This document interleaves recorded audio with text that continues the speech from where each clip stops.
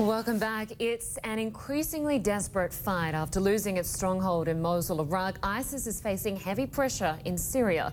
It's under attack from all sides, including Syrian government forces.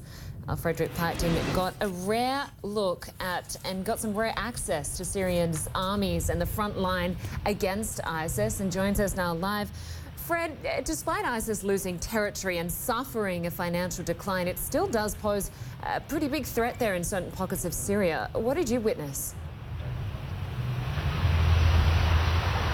Yeah, you're absolutely right, Lynda. One of the things that we saw there on the front lines is that ISIS, while it's getting squeezed out by the U.S.-led coalition and the Syrian army now as well, they are still very much capable of perpetrating some horrible massacres. A town that we went to had just become the victim of one of those massacres, with over 50 people getting killed there. Now, the Syrian army now vows that they are going to destroy ISIS, but they also say that that is a very, very difficult task. Let's have a look. An assault on ISIS in the eastern Syrian desert. The Syrian government says it has drastically stepped up its offensive against the terror group on various fronts and recently released this video showing their gains on the battlefield.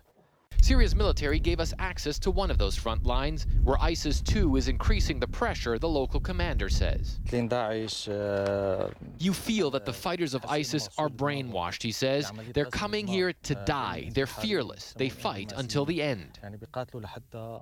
ISIS is attacking this area because it's near a strategic road and a pipeline.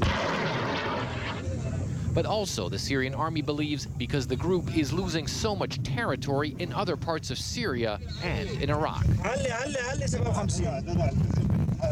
As ISIS gets squeezed out of its urban strongholds like Raqqa, more and more of its fighters are coming down into this region. And the men we're with say they've had to deal with a lot more ISIS attacks than before.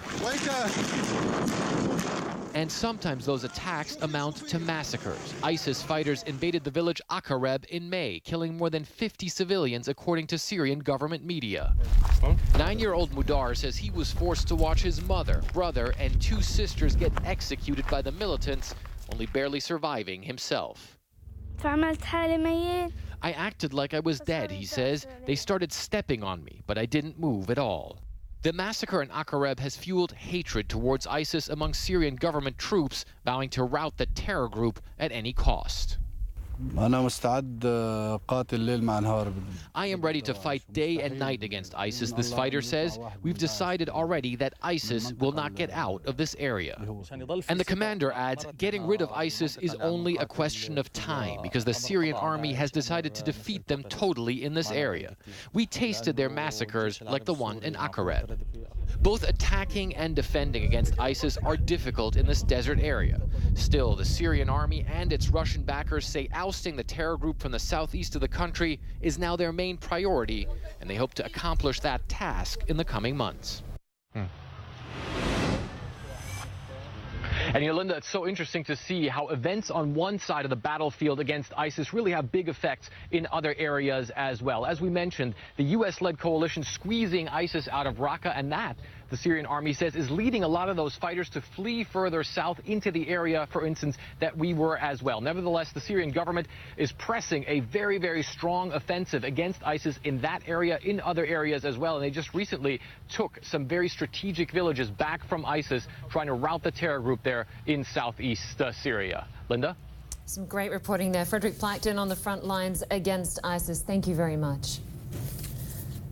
Well, millions of people have no access to clean water. Medicine is in short supply, and it's been nearly a year since health workers have been paid. We're talking about Yemen. The 2-year-old war there is being blamed for a sobering statistic. The World Health Organization reports that 500,000 people have been infected with cholera in just 4 months. The waterborne disease causes acute diarrhea and dehydration. Nearly 2,000 people have died in the epidemic so far, and thousands of new cases are being reported every day.